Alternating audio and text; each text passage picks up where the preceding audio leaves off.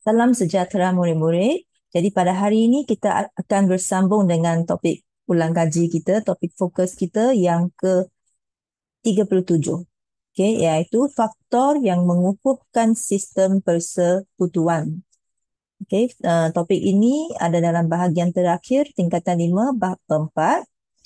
Kita telah melihat sebelum ini sistem persekutuan ialah penyatuan yang melibatkan gabungan negeri-negeri membentuk negara bersekutu dan dengan adanya pembahagian kuasa antara kerajaan persekutuan dan kerajaan negeri. Jadi bila wujudnya sistem sebegini, okay, dalamnya mesti ada banyak sebab ada dua bentuk kerajaan. Okay, dan kita telah pun lihat sebelum ini, bukannya bila ada dua bentuk kerajaan tak bermaksudnya kerajaan persekutuan jalankan kerja sendiri, kerajaan negeri jalankan kerja sendiri. Tak. Mereka dua sebenarnya perlu kerjasama. Kita telah pun lihat semalam ada 4 bentuk kerjasama yang mereka jalankan bersama-sama.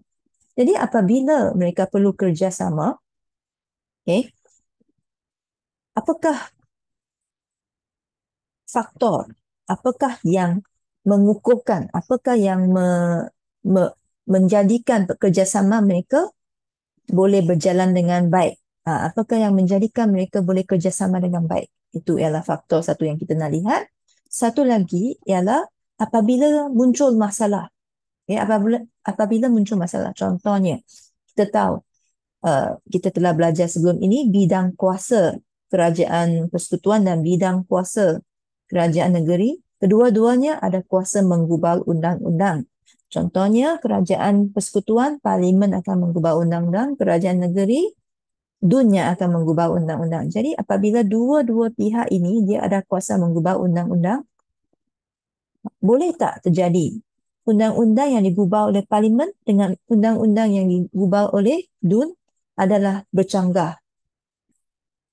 Kita fikir, sebenarnya boleh terjadi. Jadi, kalau terjadi di mana kes, di mana undang-undang kerajaan persekutuan dengan undang-undang negeri yang digubal ini adalah dia saling berlanggar. Okay? Satu cakap boleh buat A, satu cakap tak boleh buat A, contohnya. Okay? Jadi kalau macam ni, siapakah betul? Kita nak ikut cakap siapa? Rakyat nak ikut cakap siapa? Itu adalah itu akan menjadi satu masalah yang besar lah, masalah yang utama apabila kita ada sistem persekutuan. Jadi dalam sebuah sistem persekutuan adalah sangat penting untuk kerajaan persekutuan mempunyai kuasa yang menjadi kuatlah, mempunyai kuasa yang lebih besar berbanding dengan kerajaan negeri. Okay? Jadi bagaimanakah ini diwujudkan, bagaimanakah kuasa ini diwujudkan? Inilah faktor yang satu lagi yang akan mengukuhkan sistem persekutuan kita. Jadi kita lihat apakah faktor dia. Tadi cikgu ada sebut tentang masalah kalau undang-undang bercanggah. Okay? Satu cakap boleh buat A, satu cakap tak boleh buat. Jadi nak ikut cakap siapa? Kita ikut keluhuran perlembagaan. Okay, itu faktor pertama. Keluhuran perlembagaan. Keluhuran perlembagaan ini ada satu akronim yang cikgu letakkan untuk ingat huraian dia, iaitu carta. C untuk canggah, A untuk angkat, R untuk rujuk, T untuk tentang, A untuk atasi. Okay. Jadi apakah maksud dia? Kita lihat dulu A. Perlembagaan persekutuan diangkat sebagai undang-undang tertinggi. Jadi yang ini murid-murid hanya perlu ingat sebenarnya perlembagaan kan. Perlembagaan ini perlembagaan persekutuan. Okay. Soalan kalau dia nak tanya mesti dah ada perkataan perlembagaan. Jadi tambah saja persekutuan diangkat sebagai undang-undang tertinggi ataupun diangkat ni kalau uh, kalau terlupa, at least yang paling penting kamu perlu ada undang-undang tertinggi. Ini sangat pentinglah. Diangkat ni hanya untuk kita senang ingat. Maksud dia apabila berlaku masalah antara kerajaan persekutuan dengan kerajaan negeri, siapa lebih tinggi? Kerajaan persekutuan lebih tinggi. Okay, jadi perlembagaan persekutuan diangkat menjadi undang-undang tertinggi di negara kita. Jadi bila kita sebut perlembagaan persekutuan adalah undang-undang tertinggi, Jadi kalau ada ketidakselarasan, kalau ada masalah, mereka tak, apa yang dijalankan tak selahaluan. Satu cakap jalan sini, satu cakap jalan sana. Okay, tak selaras. Okay, jadi nak dengar cakap siapa? Dengar cakap siapa tu nak rujuk siapa? Nak rujuk perlembagaan persekutuan. Jadi jika berlaku ketidakselarasan, rujuk perlembagaan persekutuan. Okey. Yang ketiga, tadi yang seperti yang cikgu kata, bagaimana kalau parlimen dengan DUN, undang-undang yang digubal tak sama, bercanggah. Jadi ada peraturan di sini, apabila kita sebut dalam rukun negara kita keluhuran perlembagaan, maksud dia undang-undang parlimen dengan DUN dia tak boleh bercanggah.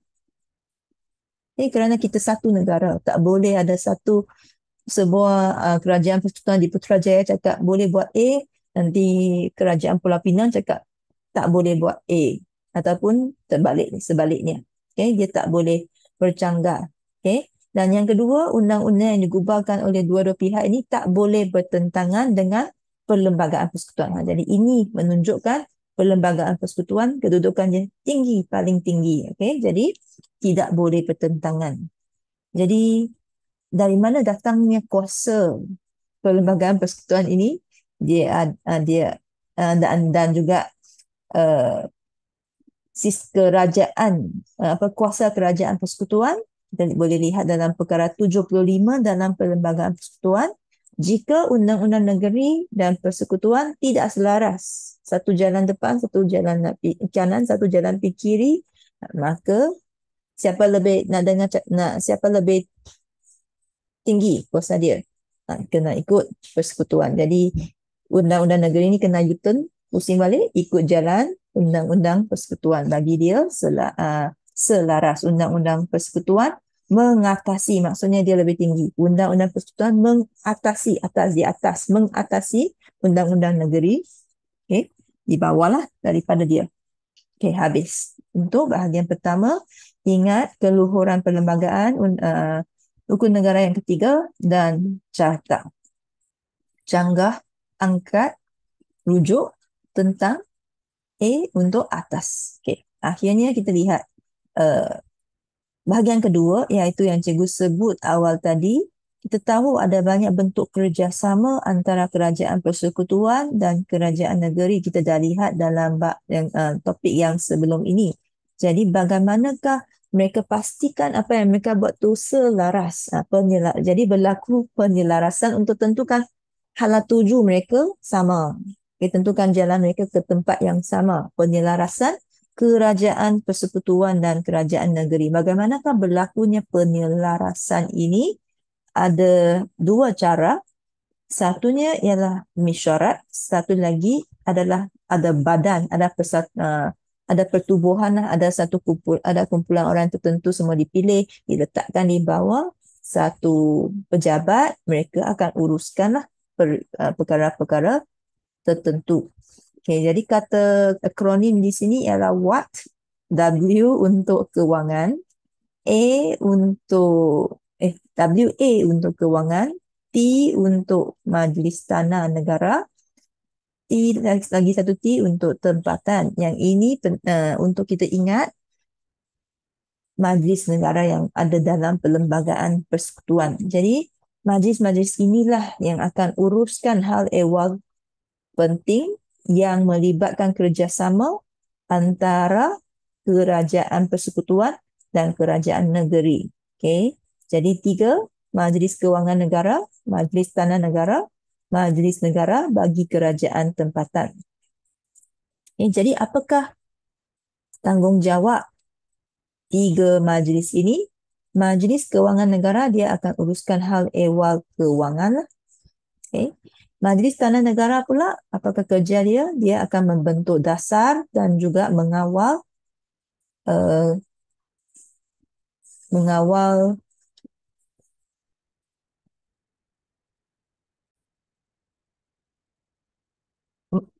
mengawal penggunaan tanah. Okay. Jadi walaupun tanah ada di bawah kuasa kerajaan negeri, jadi masih berlakulah penyelarasan antara kerajaan, persekutuan dan negeri di bawah di bawah kuasa majlis tanah negara lah, dan akhirnya majlis negara bagi kerajaan tempatan. Walaupun kerajaan tempatan ini terletak di bawah kerajaan negeri, tetapi majlis negara ini akan bantulah juga untuk membangunkan kerajaan tempatan. Okay. Jadi ini adalah tentang badan ataupun pertubuh ataupun sekumpulan orang yang dilantik untuk bantu menguruskan beberapa hal penting lah tentang kerjasama kerajaan persekutuan dan kerajaan negeri, tentang penyelarasan antara dua kerajaan ini. Selain itu, apabila berlaku kecemasan, contohnya kita boleh lihat dalam buku teks, yang ini kecemasan baru-baru ini sahaja dimasukkan dalam buku teks. Nanti kita lihat tarikh dia. 17 Mac 2020. 3 tahun, baru 3 tahun yang lalu. Cikgu rasa ini adalah tahun yang masih terasa dekat dengan kita lah sampai ke hari ini, sebab ini pengalaman yang sukar dilupakan seumur hidup, iaitu COVID-19. Ini dimasukkan ke dalam buku teks. Jadi ada murid yang tanya, cikgu, adakah COVID akan ada dalam buku teks? Tidak, sebenarnya sudah ada dalam sejarah kita. Okay. Iaitu semasa berlakunya ni wabak penyebaran, okay, wabak coronavirus atau COVID-19 ke seluruh negara. Jadi perlulah berlaku penyelarasan antara kerajaan persekutuan dan kerajaan negeri untuk merancang, membincang nak laksanakan dasar yang diputuskan oleh kerajaan. Jadi mereka perlu bincang nak buat macam mana. Jadi apa yang mereka bincang, bagaimanakah mereka bincang? Biasanya mereka akan buat mesyuarat lah.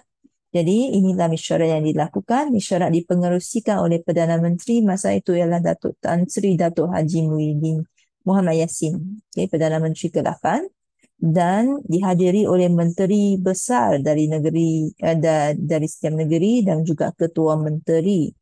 Okay. Jadi mesyuarat ini bincangkan bagaimana nak jalankan sesuatu dasar. Jadi apakah yang berlaku masa tu? Mereka bincang untuk menyelaraskan PKP lah. Ini pun cikgu rasa kita tak akan lupa lah. Perintah kawalan pergerakan yang berlaku pada masa itu. Ini satu contoh. Apakah faktor yang mengukuhkan sistem persekutuan? Ialah adanya mesyuarat antara menteri besar dan ketua menteri yang dipengerusikan oleh Perdana Menteri. Kita balik kepada flashcard. Okay, jadi dah siaplah untuk membincangkan pelaksanaan dasar. Habis dah bahagian pertama dan kedua, dan satu lagi akhir sekali yang sambungan daripada majlis tadi. Selain daripada majlis negara yang termaktub, maksudnya ada tertulis, tercatat dalam Perlembagaan Persekutuan iaitu WAD, ada juga perhubungan yang berlaku antara kerajaan persekutuan dan kerajaan negeri melalui majlis yang ditubuhkan oleh kerajaan. Contohnya, Majlis Keselamatan Negara, Majlis Air Negara dan Majlis Perumahan Negara. Okey.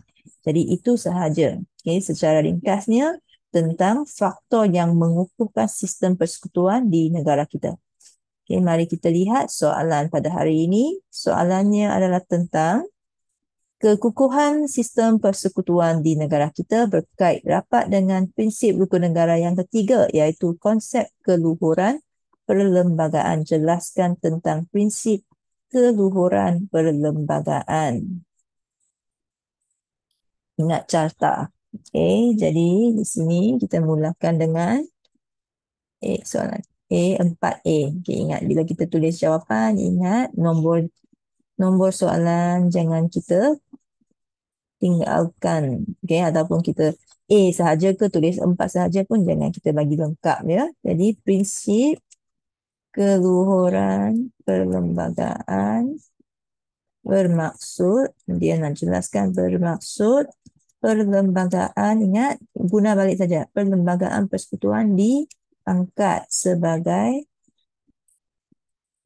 undang-undang tertinggi. Hal ini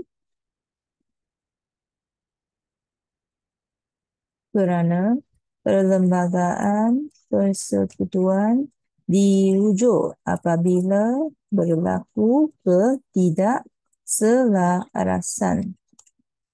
Okey, lepas tu kita dah ada A dengan R. Okey. Selain itu, undang-undang yang digubal oleh Tun dan Parlimen tidak boleh bercanggah.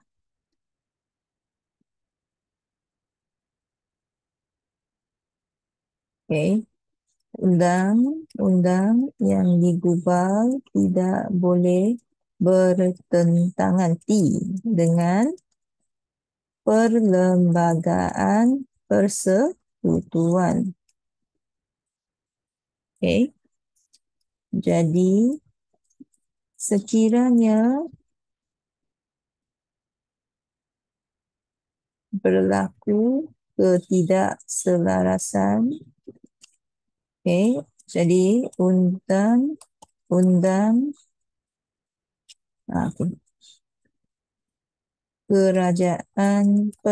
undang-undang kerajaan persekutuan mengatasi undang-undang kerajaan negeri. Tetapi soalan ini 6 markah. So macam mana cikgu, yang ini hanya 5. Jadi kita sambunglah ketika kembali. Sebenarnya di sini rasanya ada satu lagi huraian dia, iaitu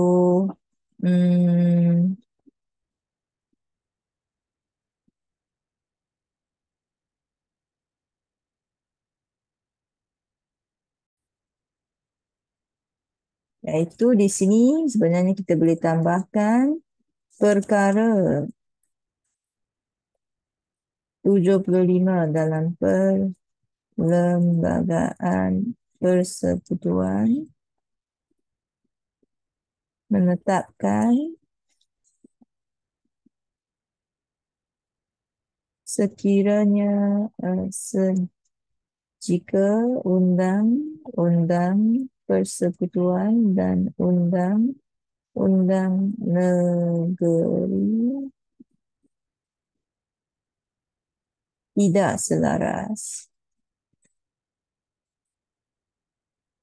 Undang-undang kerajaan persekutuan mengatasi undang-undang kerajaan negeri. Okey. Untuk soalan ini memang hanya ada 6 isi. Okey. Isi dia memang terhad. Dalam jawapan skema pun 6 sahaja. Jadi tak adalah kita tulis sampai 7.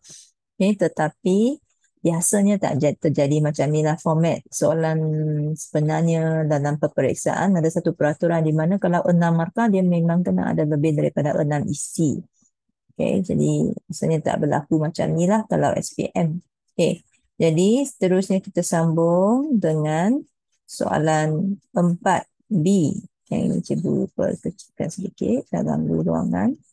Okay, soalan 4B adalah tentang peranan majlis negara seperti yang termaktub dalam perlembagaan persekutuan. Yang ini ialah faktor yang mengukuhkan kita sistem persekutuan yang kedua, iaitu penyelarasan kerajaan persekutuan dan kerajaan negeri, di mana salah satunya adalah majlis negara telah termaktub dalam perlembagaan persekutuan.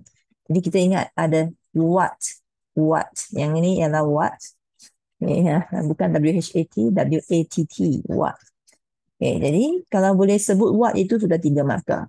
Lepas itu kita ingat kembali peranan mereka, apa yang mereka lakukan. Dapatlah 3 lagi.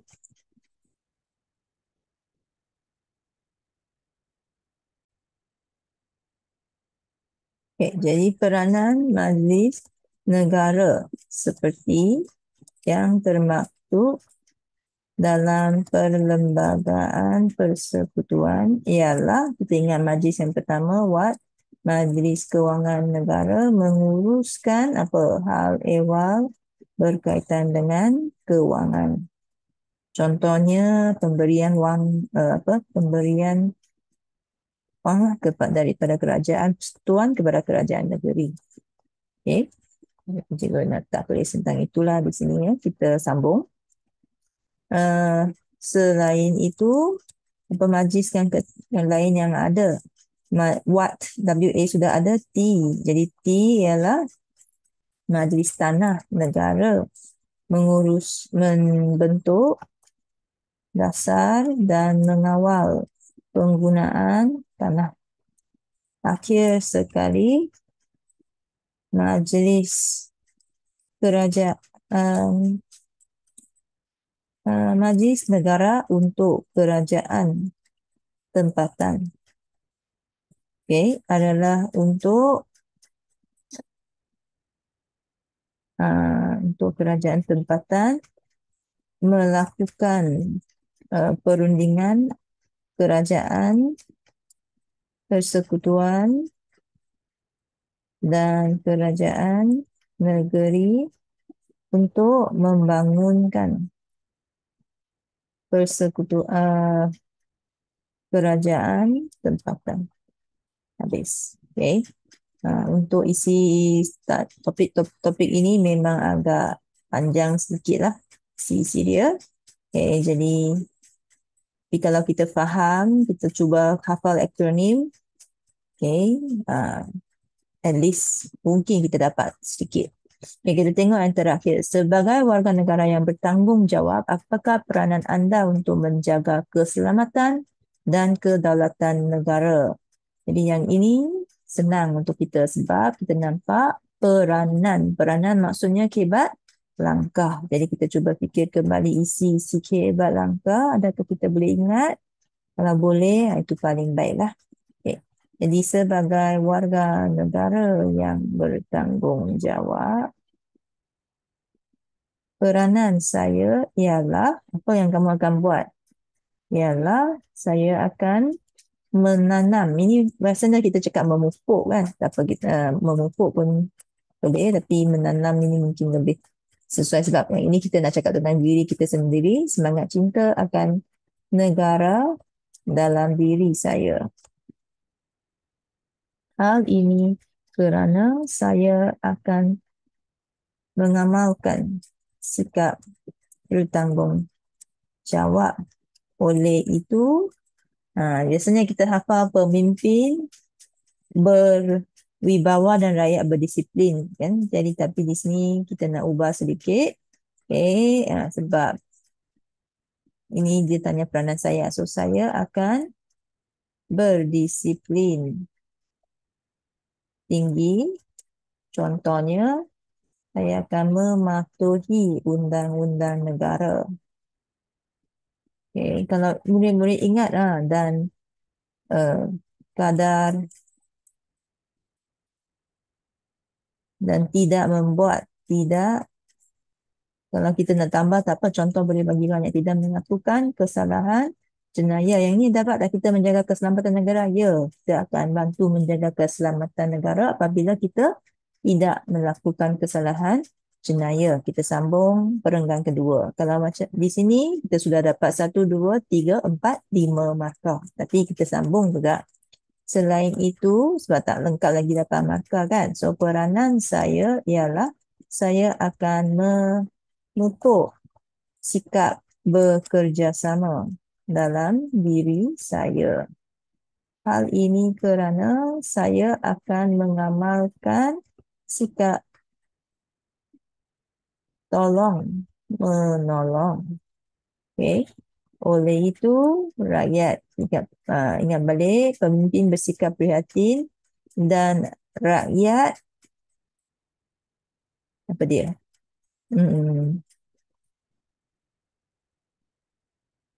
Kita tak boleh, kalau terlupa macam cikgu sekarang ni tak teringat, tapi kita boleh fikir apa yang ada kaitan. Okay, jadi rakyat hidup bersatu padu, dah ingat dah. Okay, saya akan hidup bersatu padu dan menghormati kaum lain. Okay, contohnya saya akan mematuhi rukun negara. Dapat dah kita bantu mengekalkan kedaulatan negara. Kalau rasa saya nak tambah juga, nak bagi lagi canggih, ini dapat menjadikan imej negara cemerlang. Sebab bila imej negara cemerlang, negara kita akan elakkan campur tangan asing, kita akan berdaulat. Tapi tak apalah, sudah banyak isi kan, tak apa. So kita bolehlah kita tamatkan di sini. Jangan bazir terlalu banyak masa, tak cukup pula sembayang ini. Satu soalan bahagian ini paling panjang kita hanya menggunakan 10 minit lah. Jangan dengan terlalu banyak masa dibuang pada satu soalan. Jadi kesimpulannya, menanam semangat cinta akan negara dan sikap kerjasama dalam diri saya ialah peranan saya untuk menjaga kedaulatan dan keselamatan negara. Kalau murid-murid tengok keselamatan, satu lagi contoh yang sesuai ialah kalau bila waktu diperlukan dan menjadi tentera, menyumbang tenaga sebagai tentera atau mempertahankan negara menjadi tentera pun bolehlah. Jadi inilah beberapa isi yang kita dah biasa hafal, kita masih boleh gunakan untuk soalan walaupun topik dia berlainan. Baik. Jadi harap dapat dimanfaatkan sesi pada hari ini untuk SPM nanti.